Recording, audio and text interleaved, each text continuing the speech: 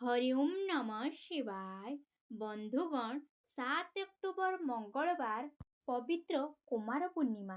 वर्षकर 12 मासरे जेते गोटी पूर्णिमा पड़ी थाए सबुठारु अधिक कुमार पूर्णिमा को बहुत बेसी मात्रा महत्व मध्य दिया जाई थाए एवं चलित वर्षर एही कुमार पूर्णिमा को बहुत ही खास बोली माना जाउअछि। काहेकि ना एही कुमार पूर्णिमा दिन केतेक दुर्लभ संयम बनिबा ପାଇଁ କି ଯାଉଅଛି। केते सबु शुभ जुगर निर्माण ମଧ୍ୟ ହେବା ପାଇଁ କି ଯାଉଅଛି। ଅମୃତ ସିଦ୍ଧି ଯୁଗ, ଆୟୁଷ୍ମାନ ଯୁଗ ଏବଂ ମହାଲକ୍ଷ୍ମୀ ଯୁଗ ଯେମିତି କି 62 ପ୍ରକାରର ଶୁଭ ଯୁଗ ନିର୍ମାଣ ମଧ୍ୟ ହେବା ପାଇଁ କି ଯାଉଅଛି। ଏମିତିରେ କି ଏହି ଦିନ ମାତା ଲକ୍ଷ୍ମୀଙ୍କ ସ୍ୱରୂପ ତୁଳସୀ ଗଛରେ ବାନ୍ଧି ଦିଅନ୍ତୁ ଏହି ଗୋଟିଏ ମାତ୍ର ଜିନିଷ। ପୁରା ବର୍ଷର ଧନ ଅନ୍ନର କମି ହେବ ନାହିଁ ଏବଂ ତା ସହିତ ସୁଖ ସମୃଦ୍ଧିର ପ୍ରାପ୍ତ ହେବା ସହିତ ଆପଣମାନଙ୍କର ସମସ୍ତ ଆର୍ଥିକ ସମସ୍ୟା ମଧ୍ୟ ଦୂର ମଧ୍ୟ ହେଇଯିବ। ବନ୍ଧୁଗଣ, ହିନ୍ଦୁ ଧର୍ମରେ କୁମାର ପୂର୍ଣ୍ଣିମାର ବହୁତ କିଛି ମୂଲ୍ୟ ରହିଅଛି। ଏହି ଦିନରେ ଦାନ ଧର୍ମ କରିବା ଦ୍ୱାରା ଅନେକ ଗୁଣା ମାତ୍ରିକ ପୁଣ୍ୟ ଫଳ ପ୍ରାପ୍ତି ମଧ୍ୟ ହୋଇଥାଏ ଏବଂ ପୂର୍ଣ୍ଣିମା ତିଥି ମା ଲକ୍ଷ୍ମୀଙ୍କର ଦିନ ମଧ୍ୟ ହୋଇଥାଏ। ମା ଲକ୍ଷ୍ମୀ ପୂର୍ଣ୍ଣିମା ତିଥିରେ ଅବତରଣ ହୋଇଥିଲେ। ପ୍ରତ୍ୟେକ ମନୁଷ୍ୟ ଏହି ତିଥିରେ ମାତା ଲକ୍ଷ୍ମୀ ତାଙ୍କ ଦ୍ୱାରକୁ ଆସିଥାନ୍ତି। ଯଦି ସେହି ଦିନ କିଛି ଖାସ୍ ଉପାୟ କରାଯାଏ, ମାନେ ଏହାକି କୁମାର ପୂର୍ଣ୍ଣିମା ଦିନ କିଛି ଖାସ୍ ଉପାୟ ଅବଲମ୍ବନ କରାଯାଏ, ତେବେ ମା ଲକ୍ଷ୍ମୀ ଆପଣଙ୍କ ଘରେ ବାସ ମଧ୍ୟ କରିନେବେ। ସେ ଗରିବ ହେଉ କିମ୍ବା ଧନୀ, ସମସ୍ତଙ୍କ ଘରକୁ ମାତା ଲକ୍ଷ୍ମୀ ଆସିଥାନ୍ତି। ତେବେ ଆପଣମାନଙ୍କୁ ମୋର ଗୋଟିଏ ଅନୁରୋଧ କି ଏହି ସୁବର୍ଣ୍ଣ ସୁଯୋଗକୁ ଆପଣମାନେ କେବେ ବି ହାତଛଡ଼ା କରନ୍ତୁ ନାହିଁ। ଏବେ ଆପଣମାନେ ଆସନ୍ତୁ ଏହି ପବିତ୍ର କୁମାର ପୂର୍ଣ୍ଣିମା ଦିନ ତୁଳସୀ ଚଉରାରେ କେଉଁ ଜିନିଷ ବାନ୍ଧିଦେବା ଦ୍ୱାରା ଆପଣମାନଙ୍କର ସମସ୍ତ ସମସ୍ୟା ଦୂର ହେବା ସହିତ ପୁରା ବର୍ଷ ଯାକ ଧନ ଅନ୍ନର ଅଭାବ ମଧ୍ୟ ହୋଇନଥାଏ। ତା ପୂର୍ବରୁ ଆପଣମାନଙ୍କୁ କହି ରଖିବି କି ଯେ ଆପଣମାନେ ଯଦି ମାତା ଲକ୍ଷ୍ମୀଙ୍କୁ ବିଶ୍ୱାସ କରନ୍ତି, ପୂଜା ଅର୍ଚ୍ଚନା କରନ୍ତି, ତେବେ ସଚ୍ଚା ଦିଲରେ ଆପଣମାନେ କମେଣ୍ଟ ବକ୍ସରେ ଜୟ ମା ଲକ୍ଷ୍ମୀ ଅବଶ୍ୟ ଲେଖନ୍ତୁ ଏବଂ ଭିଡ଼ିଓଟିକୁ ଗୋଟେ ଲାଇକ୍ କରିବାକୁ ଜମାରୁ ଭୁଲିବେନି ଏବଂ ଏହି ଚ୍ୟାନେଲରେ ଯଦି ନୂଆ ଥିବେ ତେବେ ଏବେ ହିଁ ଯାଇ ସବସ୍କ୍ରାଇବ୍ କରନ୍ତୁ ଏବଂ ନୋଟିଫିକେସନ୍ ବେଲକୁ ମଧ୍ୟ କ୍ଲିକ୍ କରିଦିଅନ୍ତୁ।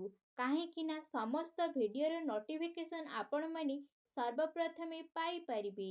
ବନ୍ଧୁଗଣ, ତୁଳସୀ ଗଛ ତ ସମସ୍ତଙ୍କ ଘରେ ଲାଗିଥାଏ ଏବଂ ତୁଳସୀ ମାତାଙ୍କୁ ତ ସମସ୍ତେ ମାନିଥାନ୍ତି। କିନ୍ତୁ ଏହି କଥା ବହୁତ କମ୍ ଲୋକ ଜାଣନ୍ତି କି ଏହି ଦିନ ତୁଳସୀ ଗଛ ମୂଳେ ବାନ୍ଧି ଦେବା ଦ୍ୱାରା ମାତା ବୃନ୍ଦାବତୀଙ୍କ ଠାରୁ ଆପଣମାନଙ୍କୁ ଆଶୀର୍ବାଦ ମଧ୍ୟ ମିଳିଥାଏ। ଏହା ଦେଖି ମାତା ଲକ୍ଷ୍ମୀ ଆପଣମାନଙ୍କ ଉପରେ ପ୍ରସନ୍ନ ମଧ୍ୟ ହୋଇଥାନ୍ତି। ଏହା ଦ୍ୱାରା ଘରକୁ କେବେ କଷ୍ଟ ଆସିନଥାଏ।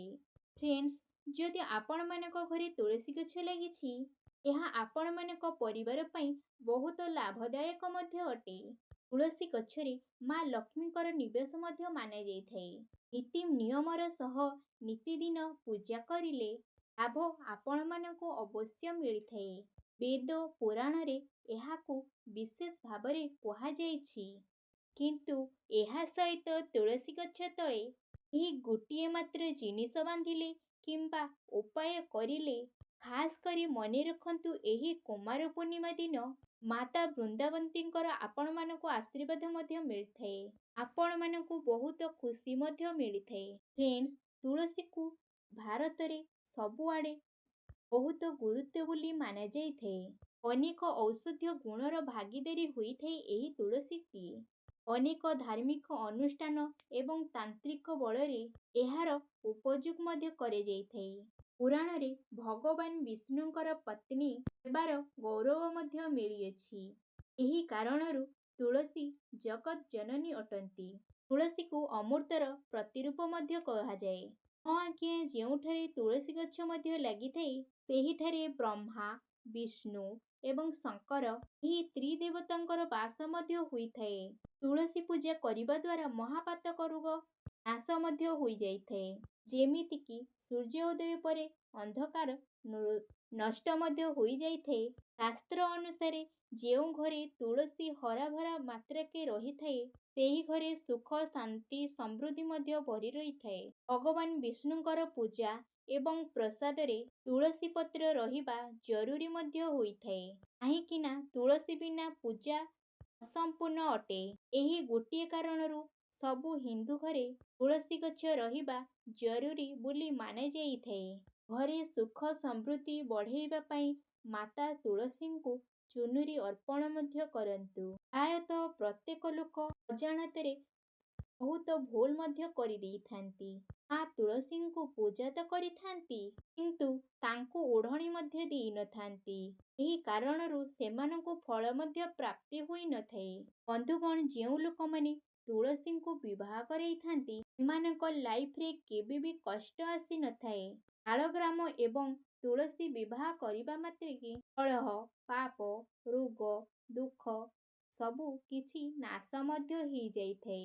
ଫ୍ରେଣ୍ଡସ୍, ଯଦି ଆପଣମାନେ ଏହି କୁମାର ପୂର୍ଣ୍ଣିମା ଦିନ ଗୋଟିଏ ପାତ୍ରରେ ଜଳ ଆଣି ସେଥିରେ କିଛି କ୍ଷୀର ମିଶାଇ ମା ତୁଳସୀଙ୍କୁ ଅର୍ପଣ କରିବେ ତ ଏହା କରିବା ଦ୍ୱାରା ଭଗବାନ ବିଷ୍ଣୁଙ୍କର ଆଶୀର୍ବାଦ ଆପଣମାନଙ୍କୁ ପ୍ରାପ୍ତି ମଧ୍ୟ ହୋଇଥାଏ। କାହିଁକିନା ତୁଳସୀକୁ ବିଷ୍ଣୁ ମାନାଯାଇଥାଏ। ସେଥିପାଇଁ ତୁଳସୀରେ କ୍ଷୀର ଚଢ଼େଇବା ମାନେ ହେଲା ଭଗବାନ ବିଷ୍ଣୁଙ୍କୁ କ୍ଷୀର ଅର୍ପଣ ମଧ୍ୟ କରିବା।